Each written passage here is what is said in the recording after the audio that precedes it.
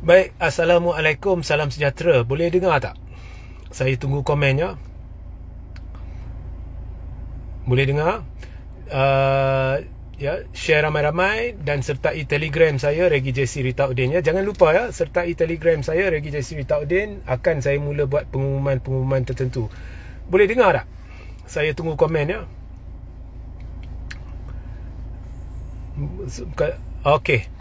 So, jadi anda lihatlah gangguan-gangguan macam-macam lah. Okay? So sertai Telegram saya Regi JC Ritaudin, share dengan rakan-rakan. Dan juga malam tadi saya ada buat live berkenaan dengan Islam, hubung kait dia dengan kontrak sosial.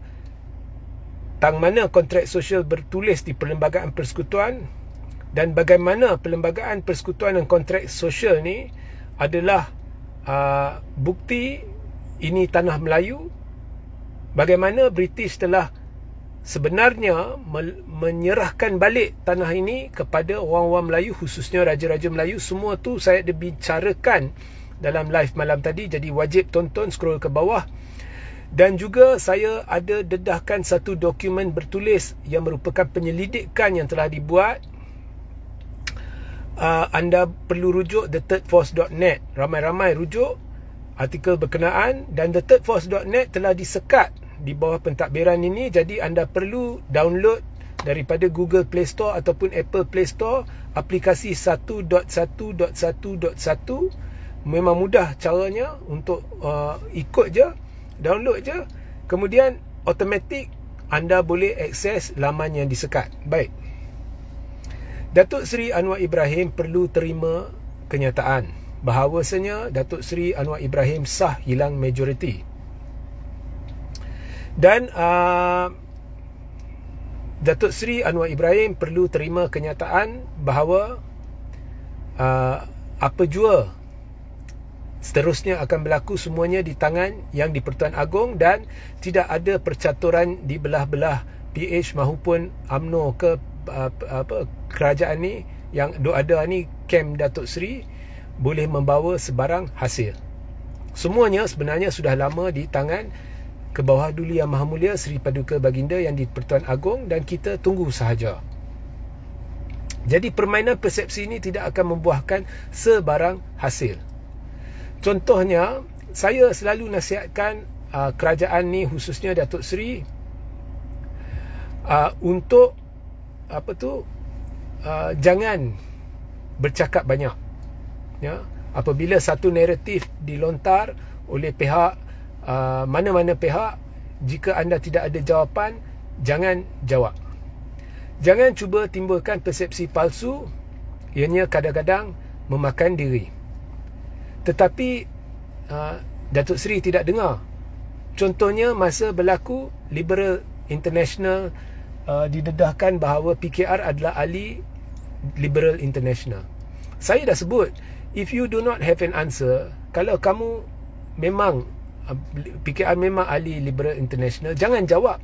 Jangan mainkan persepsi palsu untuk yakinkan orang sesuatu yang tidak benar, tetapi anda tidak dengar. Saya beritahu kadang-kadang duduk diam lebih baik, tetapi anda tidak dengar. Kemudian mulalah tuding jari kat pembangkang, kat aktivis, ugut rakyat yang hanya mengetengahkan sesuatu yang tular di media sosial, bukannya oleh rakyat. Benda tu wujud di laman Liberal International. PKR adalah ahli, gerakan adalah ahli, dan gerakan mengaku dia ahli. Tapi PKR tuding jari Fahmi Fadzil, tuding jari kononnya fitnah dan sebagainya. Jadi anda sebenarnya dengan bercakap, anda menampilkan bahawa kerajaan ini kerajaan penipu.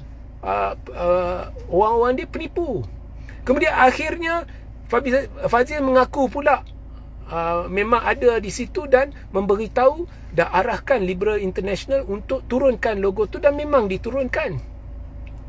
Tetapi jika PKR bukan ahli, kenapa tidak minta penjelasan daripada Liberal International atau permohonan maaf dari Liberal International? Tetapi tidak, mereka tidak akan buat. Mereka akan ugut dan hukum rakyat yang tidak berdosa, yang hanya mengetengahkan sesuatu yang memang hakikat yang wujud di media sosial dan di laman web ya. So perkara beginilah cuba mempertahankan sesuatu yang sebenarnya tidak betul, cuba menipu, cuba spin, tidak akan berjaya. Ya. Jadi lebih baik diam kalau tak ada jawapan, tak ada apa-apa yang anda boleh katakan untuk mengubah persepsi rakyat, lebih baik diam. Satu lagi contoh, baru-baru ni ada majlis bersama yang di Pertuan Agong. Jadi saya sendiri menasihatkan rakyat jangan politikkan benda tu kerana melibatkan Agong. Saya tahu ada kumpulan-kumpulan yang ambil gambar, dia lihat gambar Datuk Seri, raut wajah Datuk Seri, dia berkata Datuk Seri tak ceria ke, Zahid tak ceria ke, mengapa Datuk Seri tidak duduk di meja bersama Agong. Kemudian ada dakwaan Datuk Seri dihalau daripada meja bersama Agong untuk memberi tempat kepada Tun dan sebagainya. So benda-benda tu wujud. Jadi saya secara peribadi saya beritahu jangan politikkan benda tu. Benda tu kita lepas saja sebab ianya melibatkan Agong. Tetapi masuklah laskar-laskar cyber yang pro PH ni, dan kita tahulah mereka ni ada berkait sangkut paut dengan PKR dan Kem Zahid dan Kem Anwar dan sebagainya, dan pengulas-pengulas mereka. Kemudian mereka beri alasan-alasan bodoh dan dangkal. Kononnya ada dua majlis berbeza, satu untuk Anwar, satu untuk Mahathir. Jadi mereka sebenarnya secara tidak langsung mengaku ada sesuatu tak kena, dan mereka cuba pertahankan dengan alasan bodoh, alasan penipu. Pada hakikatnya ada satu majlis. So secara tidak langsung mereka sebenarnya mengaku ada sesuatu tak kena, dan mereka cuba justifikasi dengan penipuan. Kena balik kat siapa? Kena balik kat hampa lah. Sebab itu kau kena asuh laskar cyber belah-belah korang tu pun duduk diam. Kalau tak ada jawapan, duduk diam. Ya, duduk diam je. Ni tidak nak bercakap. Last kenalah. Orang sekarang makin yakin ada yang tak kena. Mengapa Datuk Seri balik awal semua kan? Alasan-alasan bodoh, alasan dangkal diberi oleh laskar-laskar cyber dan sebagainya. Jadi ini sekaligus menunjukkan mereka sendiri tidak ada jawapan sehingga terpaksa menipu. Sekaligus bermakna mereka secara tidak langsung mengaku ada yang tak kena.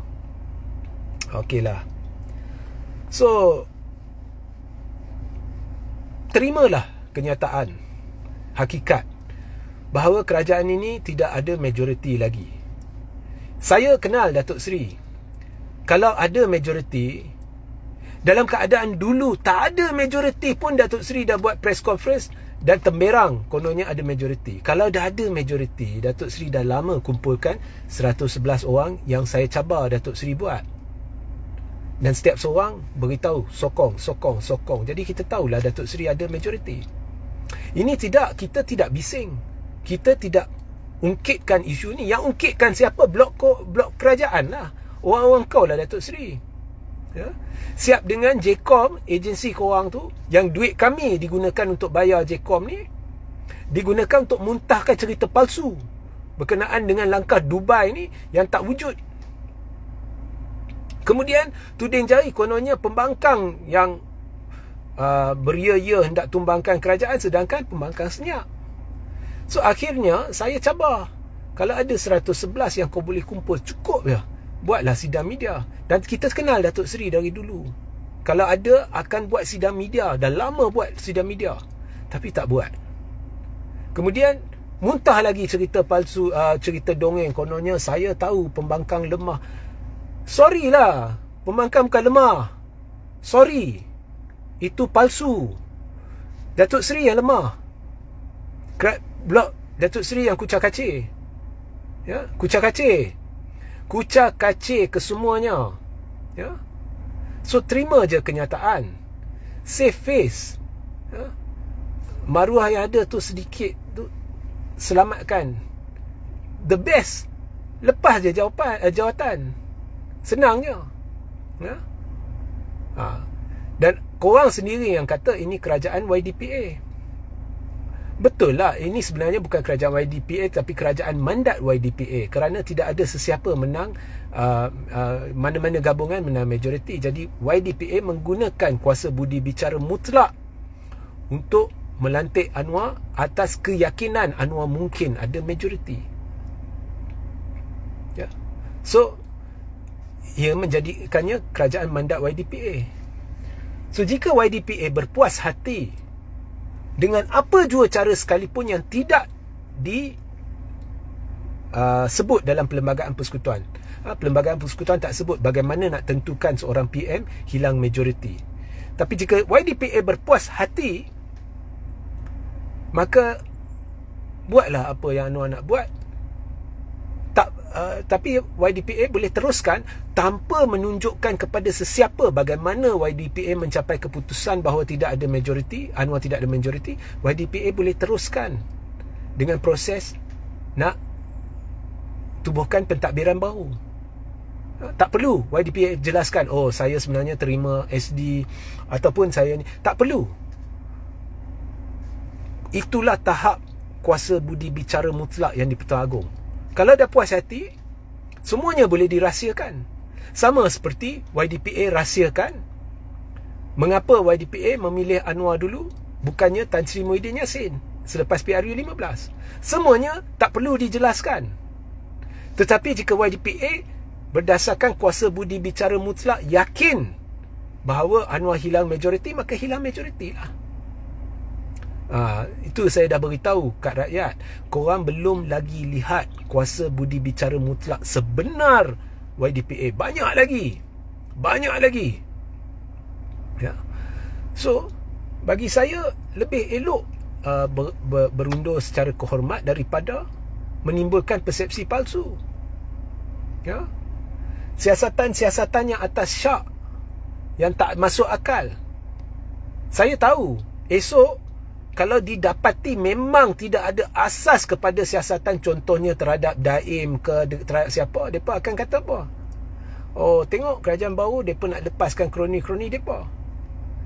Kalau itu akan menjadi hujah anda kelak, saya masa tu saya akan tanya satu soalan yang Anwar tidak mungkin jawab.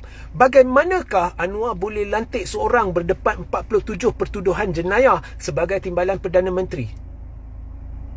Mengapakah orang itu tidak disiasat? Kerana nama dia juga ada dalam entah apa, Pandora Paper ke apa ke, Panama Paper ke apa ke. Bagaimanakah Anwar boleh kata dia nak siasat tun sebab dia ikhlas, dia nak lawan rasuah, sedangkan orang yang kau sendiri dedahkan bukti hitam putih penglibatan dalam skandal LCS, awak naikkan sebagai TPM dan tak siasat. Jadi saya dah beritahu kat Datuk Seri, orang-orang yang membuat strategi anda ni semuanya sepatutnya dah lama kena pecat. Orang-orang yang anda letak untuk handle komunikasi ni semuanya sepatutnya dah lama kena pecat. Tapi Datuk Seri tak dengar. Sekarang kita tunggu masa. Kita lihat keputusan YDPA. Ya? Bagi saya, kalau saya di tempat Datuk Seri, saya tahu apa nak lakukan. How can you manage a country for 4 more years? Dalam keadaan setahun ni, orang dah penat huru hara. How? Ya?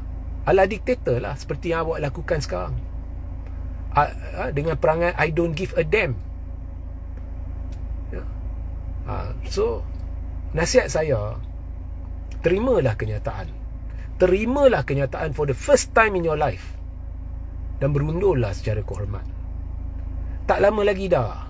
Ya. Baik, sehingga kita berjumpa di lain masa. Assalamualaikum, salam sejahtera, salam GBN, salam Malaysia, dan salam kuasa ketiga.